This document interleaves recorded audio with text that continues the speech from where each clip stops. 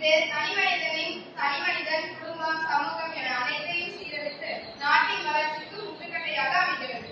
போதைப் பொருள் ஒழிப்பு என்பது அரசாங்கத்தின் கடமை மட்டுமல்ல, ஒவ்வொரு தனி மனிதனின் பொறுப்பும் கூட. இது ஒரு கூட்டு முயற்சி. முதலில் நமது வீடுகளில் இருந்தே விழிப்புணர்வை ஏற்படுத்த வேண்டும்.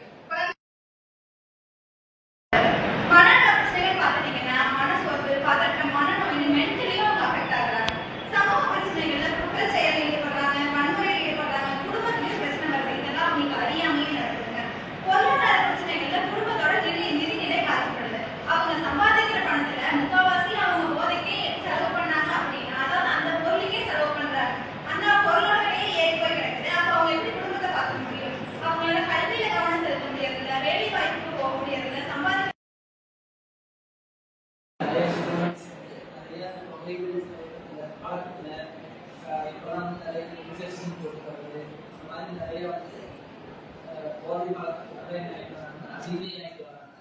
அதுல தடுக்கிறதுக்காக கவர்மெண்ட்டே என்ன பண்றாங்க, ஒரு அவேர்னஸ் ஸ்டூடெண்ட்ஸுக்கு கொடுக்கறதுக்கு முயற்சி பண்றாங்க.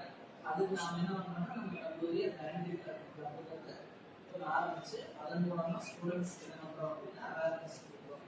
எதுக்காக அப்படின்னா, அந்த புகையிலை பழக்கத்துல மாணவர்களால இன்னொன்று வெளியில அதை பயன்படுத்தக்கூடாது அப்படிங்கிறத